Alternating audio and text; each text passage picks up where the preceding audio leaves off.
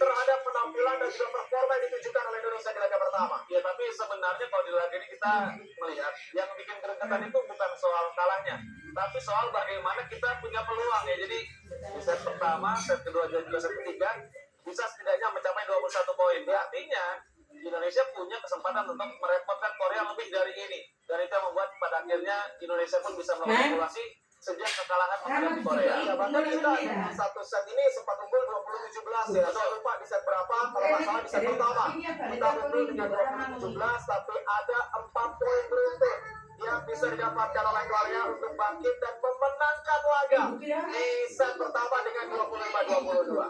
Kita lihat ya bagaimana statistik di laga menghadapi Korea. Memang sebenarnya juga tidak terlalu jauh berbeda.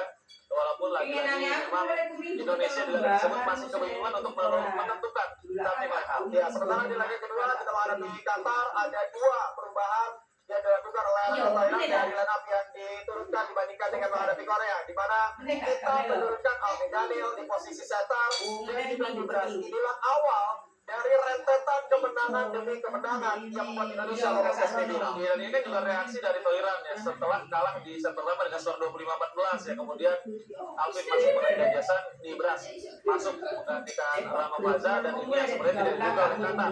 Dan kemenangan atas Qatar ini bukan hanya signifikan secara hasil di klasemen, tapi juga signifikan secara moral.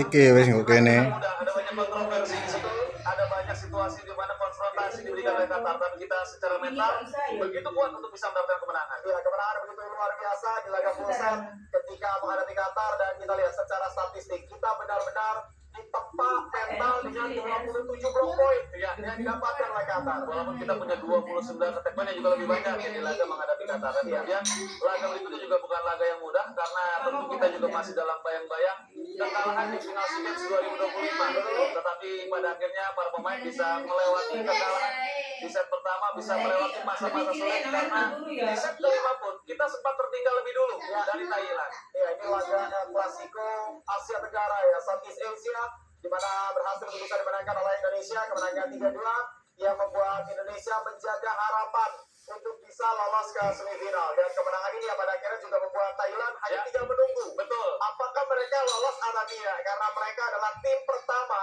yang sudah menyelesaikan semua pertandingan dari pool B dengan hasil 2 kemenangan, 2 kekalahan. Jadi kita bukan hanya memperbesar peluang kita untuk lolos, tetapi juga mengunci total kemenangan yang dimiliki oleh Thailand stop yang kedua, dan itu juga ternyata sangat signifikan kalau kita melihat bagaimana klasemen akhir yang begitu tipis. Dan kita juga secara statistik sebenarnya mirip-mirip dari laga ke laga ya. Tag point kita selalu unggul, bahkan servis juga kita unggul, tapi block point kita selalu kalah jauh dari lawan-lawan yang dihadapi. Ya, sementara di laga terakhir di fase grup, di mana ini laga menang atau tersingkir ya, yang dihadapi hidup dan mati ketika Indonesia menghadapi Oman, karena tim yang menang akan lolos ke semifinal, tim yang kalah tidak lolos, dan hasilnya Indonesia tampil lepas dan berhasil untuk bisa memenangkan laga dengan skor 3-1 dan memastikan menjadi runner up dari pool B dan lolos ke semifinal berkat kemenangan 3-1 menghadapi Oman. Dan ada dinamika lagi di sini soal starting line up ya, karena kalau kita ingat Ahmad Gumilar tampil bagus di laga menghadapi Thailand, tapi performanya agak goyang, dan